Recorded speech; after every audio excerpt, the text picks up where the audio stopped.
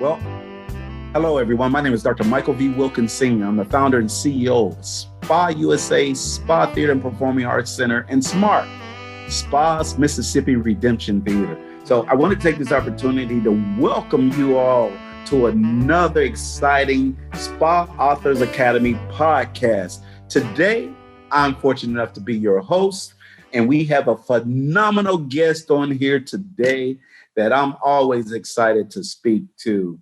And it's none other than Miss Tammy Montgomery-Dozi'er. How you doing today, ma'am? I am doing good. Thank you, sir. I'm very excited to be here today.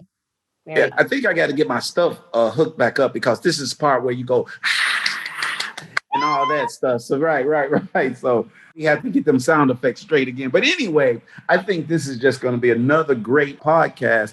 You've been doing this stuff for quite some time. In fact, this was one of the things that you thought about in terms of the podcast, because we have a Spaa Authors Academy and we have a Spaa Speakers Academy.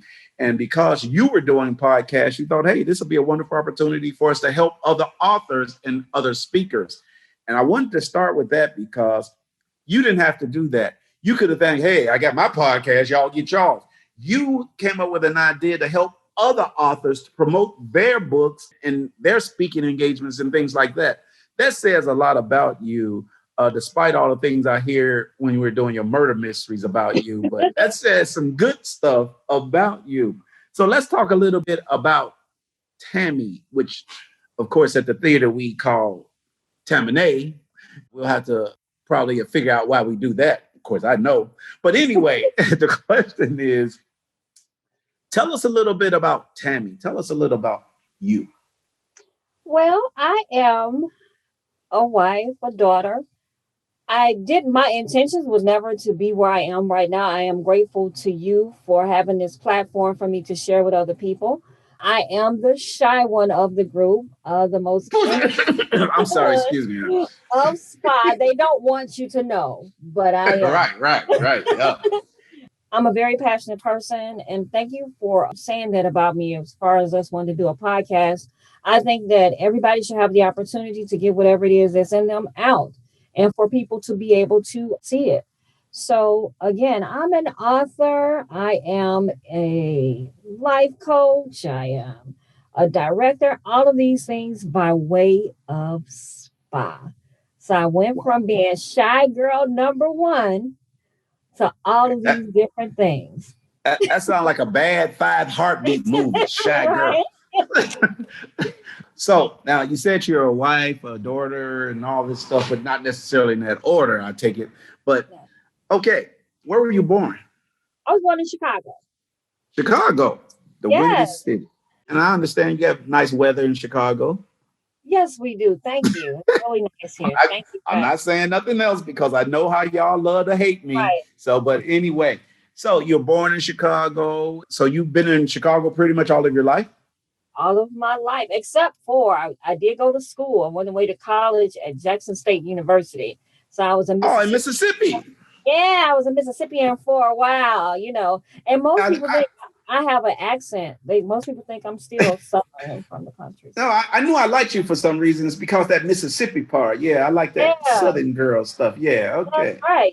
Barefoot, walking, or running. Loved it. Yeah, now that's downright country. That's different. I am. Yeah. So you went to Jackson State in Mississippi to school. Yes. How did you end up going there if you were born and raised in Chicago? You know what? Actually, I had family members that were in school down there. My uncle graduated from Jackson State. He was in school. And what really got me to thinking about HBCU was The Cosby Show.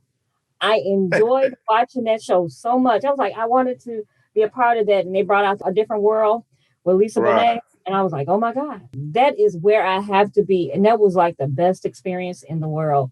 And I wouldn't trade. So you actually wanted to go to Spelman or something, but you found out they didn't exist. No, Hillman. That's what it was. Oh, Hillman. That's what it was. Oh, I'm going to Hillman. Right.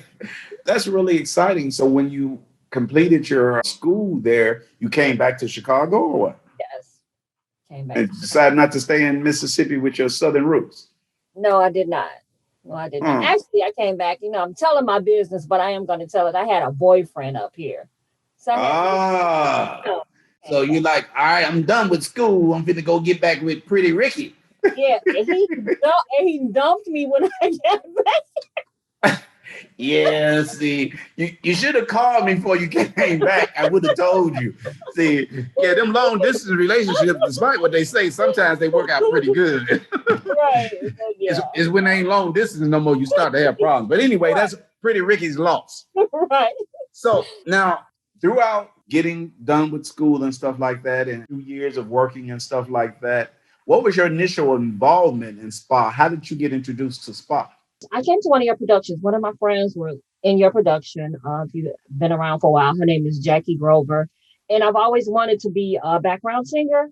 So I was like, if I can just be a background singer, then Kirk Franklin would notice me and flat out, I'm going to be the best background singer in the world.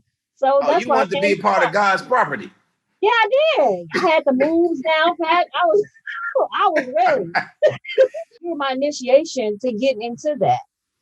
So I don't know if you knew that. I was trying to use Spot to get into that field because I was going to be this phenomenal background singer. So, Background singer. That was your right. highest aspiration. You want to be a background That singer for was. Kirk Franklin. Well, I'm going to let my secret out in case you didn't know. You are God's property. I'm just saying. Thank you. And you did some background singing. So you all your stuff that came to fruition. It So did. now beyond achieving your goal as a background singer, because that's how you started with us, what happened after that? So when I first started, and I was just terrified to death of you. I'm like, because you're very blunt and you say what you mean and you mean what you That's a say. And I true had story. never been around anybody like that. And so you'd be like, girl, get out the corner. I'm like, oh my God, listen, I'm where I want to be in this corner in the back, you know. And you saw something in me. And then I ended up doing my first production in Spaa. And I played your wife. We played hillbillies plus wives. I don't think everybody was acting. That's all I'm saying. And that's how I got my start. And then my friend said, well, you know what? You might be interested in the other part of Spaa, the Speakers, Publishers, and Authors Association. So I went to a meeting, enjoyed it, phenomenal. No, it was phenomenal. I mean, all the professional people. I had never been to an organization where there were so many people that looked like me. We started on time. It was just awesome. I had never been in that type of environment. And I was hooked after that. And then after that, being shy girl, he was like, oh, well, since you're here, this is what we're going to do. I want you to be in leadership. I would go to the meetings. You would have, at that time, we were doing on conference call over the phone. And I would listen in. Then he's like, well, I want you to be in leadership. I'm like, what? Then I found out I was like vice president, like one day at a meeting. Like, what? I just got here. Then he said, well, you know, you got to write a book. No, I'm still the background singer. So I ended up writing a book. And my first book, From Fast to Freedom, False Allegiance to Destructive Stuff, was born. Okay, now let's talk a little bit about that because I like the book and the premise, stuff like that, because there are a lot of things that, you know, people have false allegiance to. So, first of all, how did you come up with that particular idea? Why? You know, I was sitting at work one day, and believe it or not, I was just saying, you know what, if I were to write a book, because that had never crossed my mind, that would be the name Fast. Because at that time, I was going through a lot of different things, and I liked it. And the premise of having fast, because that's what we do. We do that every single day of our life. Something comes out, a new diet, a new car, Yeah. some food, whatever it is, it's a fad. Look at what happened with the Popeyes chicken sandwich. That was like, so crazy to me. I still don't understand me that. either. Toilet paper, you know, Yeah. disappearing off shelves. So things happen in our lives and we just go through them and we do all of these things because everybody else is doing it. But why? And so I had to look within myself to figure out, why do I do these things? You know, and so that's what that was about. Okay, well, that makes sense. We're skating over since it's in a book. I imagine we could talk about it. So, what type of things we're having fast at? What were we going through? You said you was going through a lot. Let's talk about some of that. So for me, in fast, I had a food addiction. Found myself at like 274 pounds. Or with me and you must be related because me and food get along just fine, Right. specifically sweets.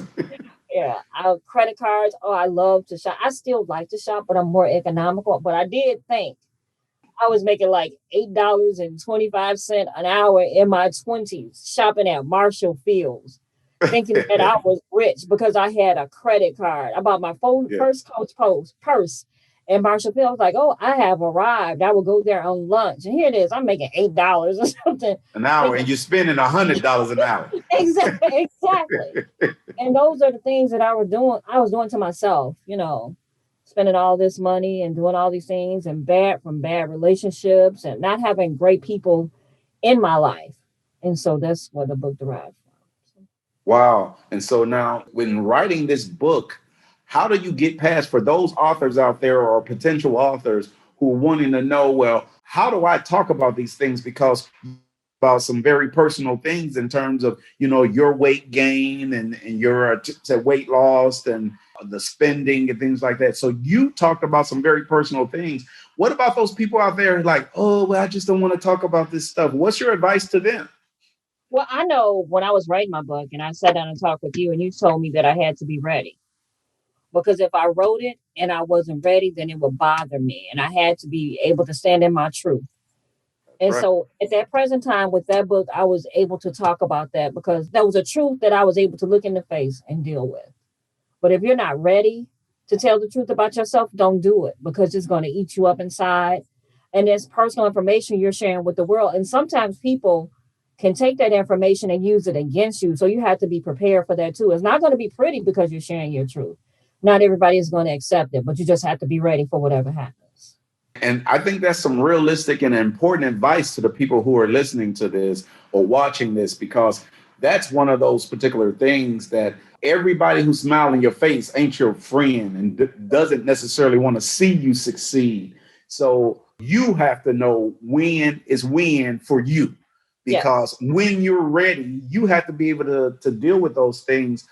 I think one of the side effects of that is you have no idea of the number of people that you help by telling your truth.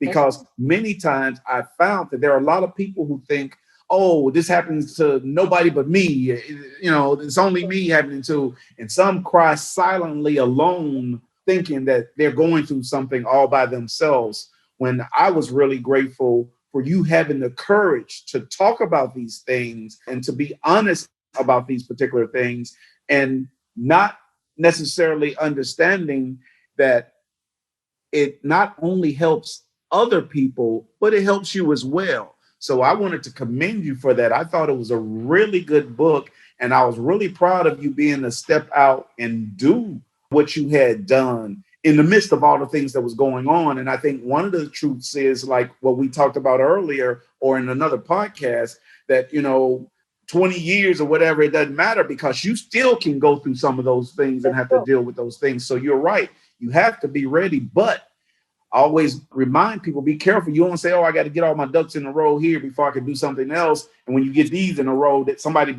back here knocking these down. So, you have to be ready where you are with what you have to be able to move on. And I think that's what you did. So I wanted to commend you for that because I think you did a phenomenal job. But I found out it didn't stop there. No, it did not. So the person who just wanted to be a background singer, who actually achieved her goal of becoming a background singer, Yeah. then a lead singer, then a producer and a director and a writer of her own plays, and then she wrote Fads to Freedom. And I understood you wrote another book.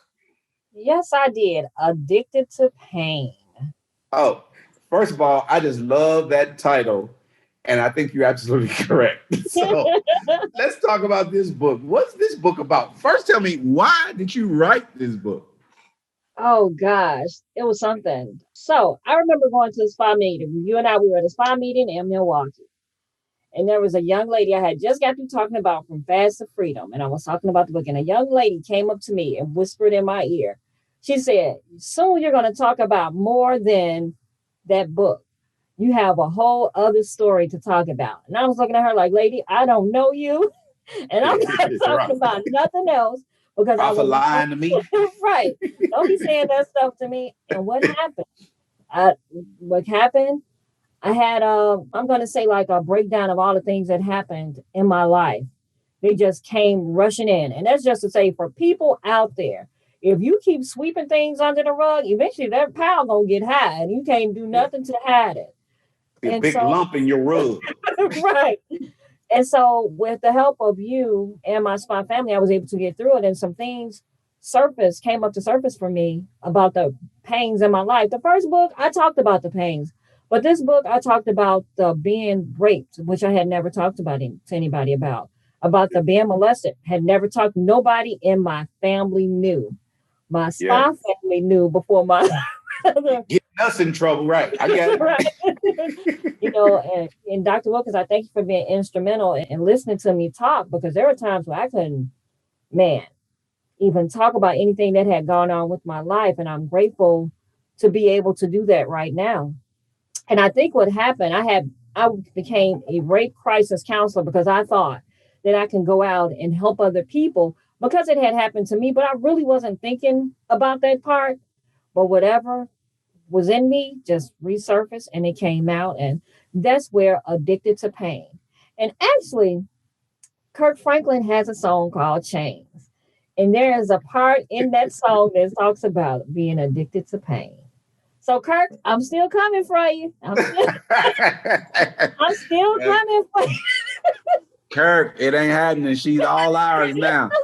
But I think that is so important. And I do recall that you would go out and try to help people and stuff like that who have been through those situations.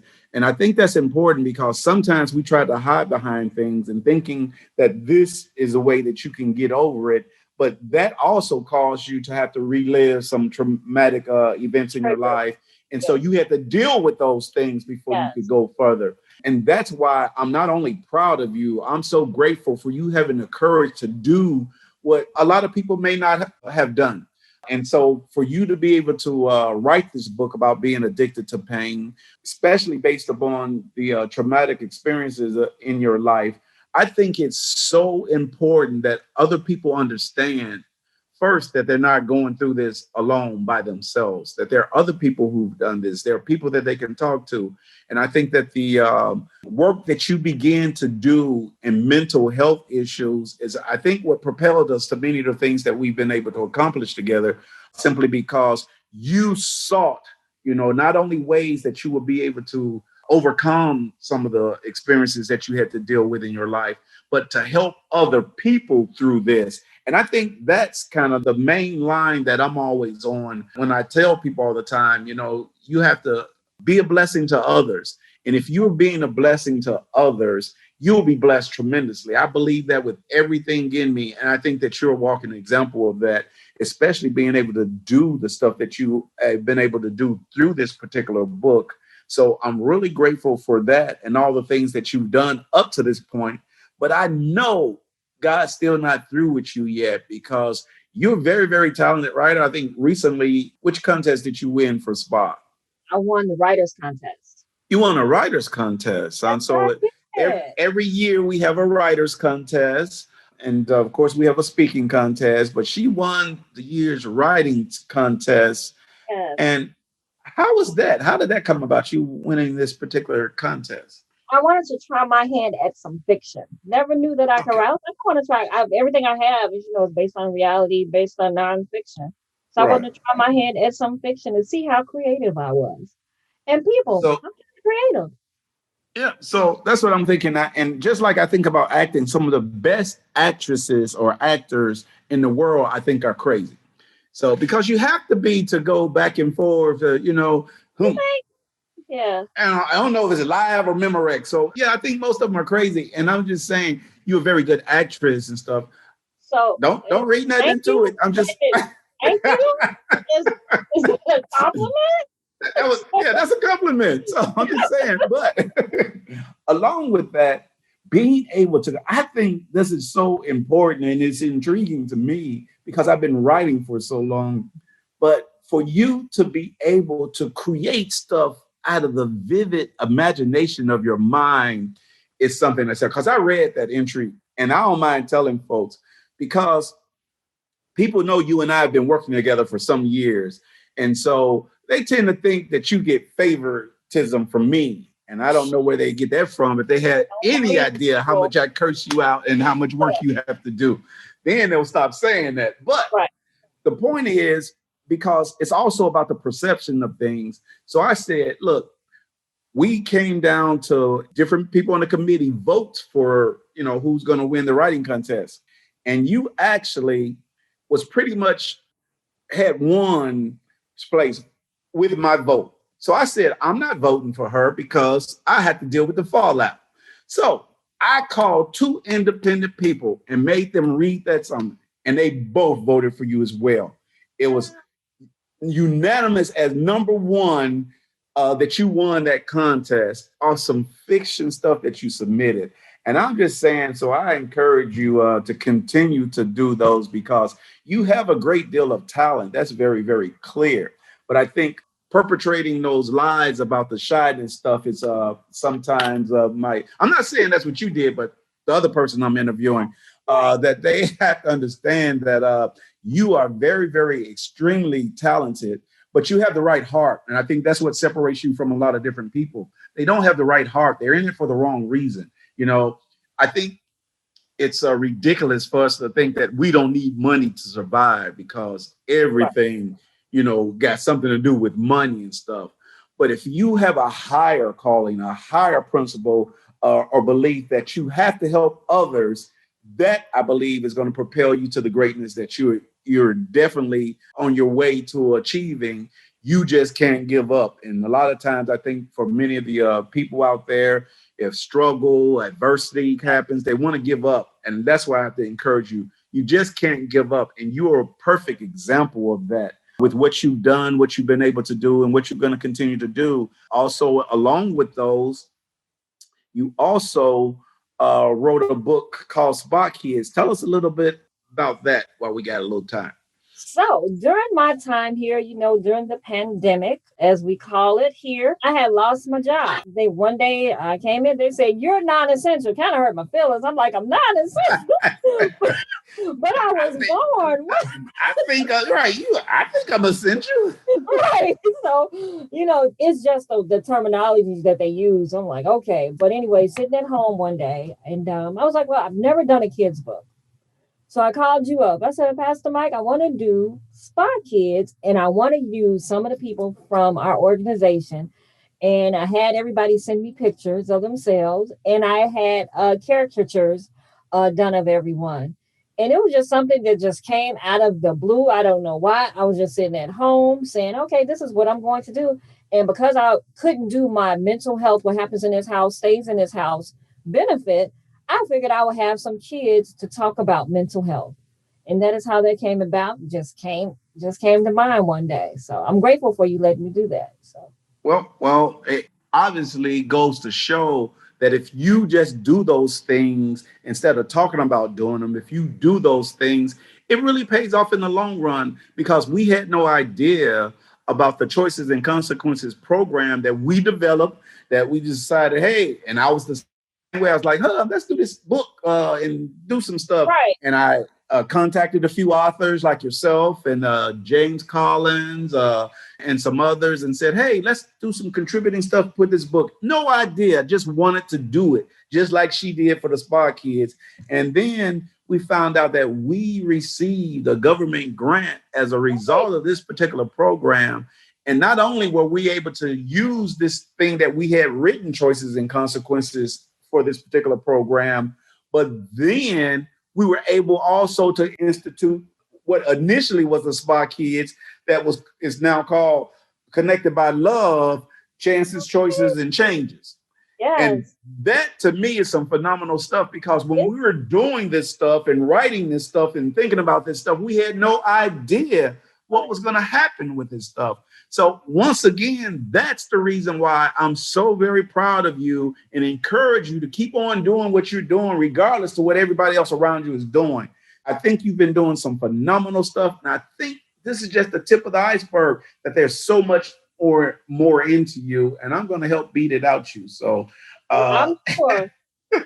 Having said that, people. it's a true story. So, but Now, what about you? Is there any particular thing that you'd like to leave our audience, listeners, viewers with in terms of things about writing a book or encouraging them in some way? So what is it that you'd like to leave us with? Don't underestimate yourself. All these years, and because of all the things I had gone through, I had led myself to believe that I was just a background singer. I was only good enough for that. And sometimes in life, when you don't peel back the layers of all the damage that has happened to you, then you will continue to live that life. And you just have to step out there and do whatever it is that you were meant to do. You know, some people, they know in this world, they know like, okay, when they're younger, I want to be a doctor or a nurse. And some people know. But others of us, we are guided into whatever it is our calling is. And it's by way of things that has happened to you. If those bad things hadn't happened to me or throughout my life, and I hadn't stumbled upon or been introduced to Spaa, I don't know where my life would be. Oftentimes people say that Spaa change their life and help them. I am a true testament that I would not be where I am today. I wouldn't be an author. You know, I played Natalie Cole. Go figure. I've done Jill Scott. I've done a whole bunch of different things on stage. I've written a play. I've also helped other people write their plays. Even got paid to write somebody's play. Hello. So don't underestimate who you are, and don't believe people who, when they tell you who they think that you are. You have to know within yourself who you are. You know, you have to say, you know what? If there's something like bugging you or something that's inside of you, say, I know that I'm meant for greatness. More than likely you are. You just got to find it within yourself, sit back and get in tune with yourself. Because sometimes what I do for myself, I have to meditate and take time out for me to get myself mentally prepared for my daily chores or whatever it is that I need to do. And that's what most people have to do. Sit down and get to know you. Oftentimes we don't know ourselves. If you ask somebody what they do, half the time they tell you what they do for a living, not who they are. Exactly. They tell you what their job is. So most people are living their lives through whatever their job is versus who they are and who they were created to be. So find that passion, and it is there. And don't let nobody tell you nothing different, because if it's a vision that you have, God didn't give it to nobody but you. And just keep going for it. That's very well said and very true. So now if someone wanted to reach you in terms of getting perhaps copies of your books or some advice or anything like that, how do we contact you? So you can definitely reach me at Spaa at www.spausa.org or spaatheater.org, 708-785-7371 is Dr. Wilkins. You can find my books on Amazon. It's under Tammy Montgomery-Dozi'er. And I have a website, www.connectedbyloveconsulting.net. Okay. Well, we certainly encourage you guys to reach out to her. She's truly phenomenal. And I promise you, in this short amount of time that we had today, you have no idea of all of the tremendous talents that this young lady has. Many of the talents which we could not discuss on tape, but I'm just saying. But I want to take this opportunity once again to thank you all for joining us in Spaa's Authors Academy podcast. And certainly for those of you who are interested, please reach out to us. We're standing by to make sure that we can help you become the person that you were meant to be. So once again, we want to thank you, Miss Tammy Dozi'er, for joining us on this podcast and all of your tremendous work. And we thank all of you for taking some time out of your busy schedules to tune in. Thank you. Be blessed.